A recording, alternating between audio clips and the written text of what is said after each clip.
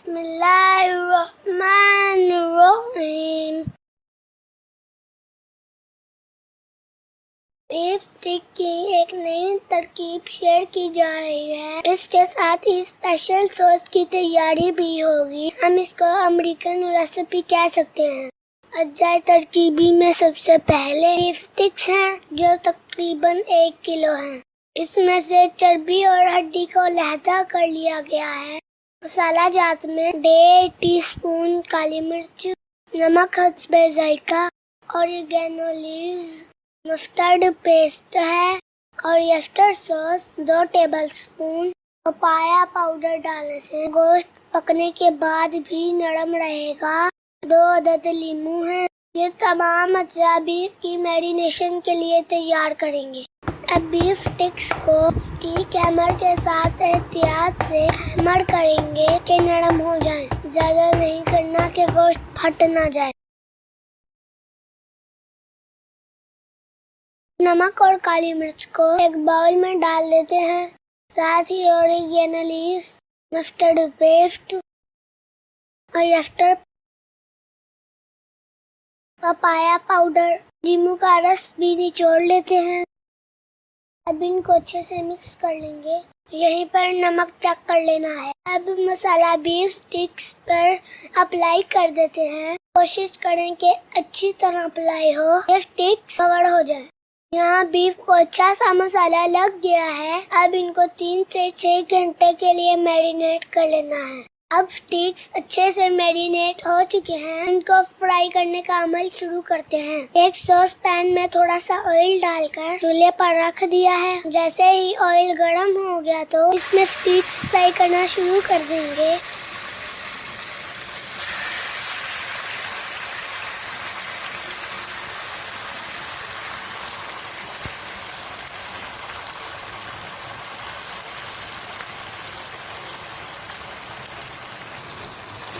लहसुन के 2 जुब्बे दबाकर साथ ही डाल देते हैं ताकि जायका और खुशबू दोनों हासिल हो।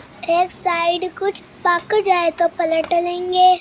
कुछ देर बाद हमने अनसॉल्टेड बटर भी पैन में डाल दिया है। अब स्टिक्स की खुशबू ने सारे घर को महका दिया है। आंच दरमियानी रखनी है।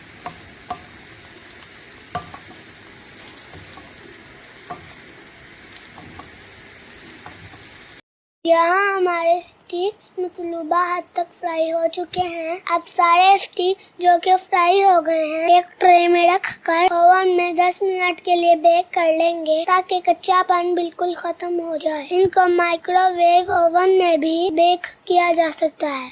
अब स्टिक्स के लिए एक अमेरिकन सॉस की तैयारी का अमल शुरू कर देते हैं। 1 अदद दरमियाने साइज का प्याज बारीक चॉप किया हुआ पैन में डालकर फ्राई करेंगे। जैसे ही प्याज का रंग कुछ बदले तो उसमें टमाटर और सब्ज मिर्च भी शामिल कर देंगे।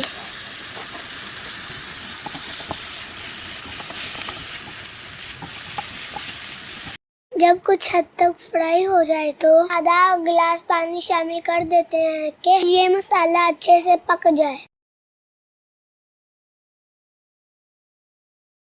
ये देखें टमाटर वगैरह काफी हद तक गल चुके हैं। अब इसमें मस्टर्ड पेस्ट शामिल किए देते हैं। नमक हस्बे जायका। इसको मजीद पकाएंगे।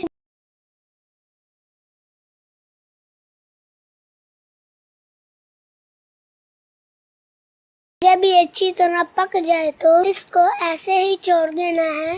इस स्टेज पर मक्खन और मैदे का मिक्सचर हम बनाने वाले हैं वो शामिल कर देना है। यहाँ हमने पैन में अनसॉल्टेड बटर डाला है और साथ ही 1 टेबलस्पून मैदा शामिल कर दिया है।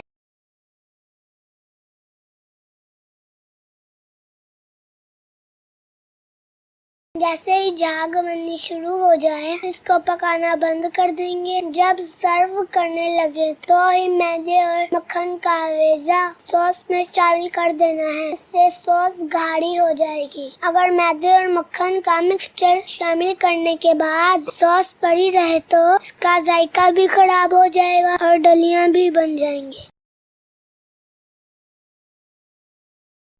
ये देखें कितने प्यारे बीफ स्टिक्स तैयार हो गए हैं। हमने सलाद और सॉस के साथ सर्व कर दिए हैं। देखने में जितने खूबसूरत लग रहे हैं उतने ही मजेदार भी थे। अल्लाह करीम हमारे खानों में जायका और बरकत अता फरमाए। अगर हमारी वीडियो अच्छी लगे तो लाइक करें, शेयर करें, अच्छा सा कमेंट करें और नए आने वाले इस चैनल का सब्सक्राइब करें। बेल आइकन पर क्लिक करें ताकि इस चैनल पर हर नई वीडियो की नोटिफिकेशन आप तक आसानी पहुंच सके। शुक्रिया।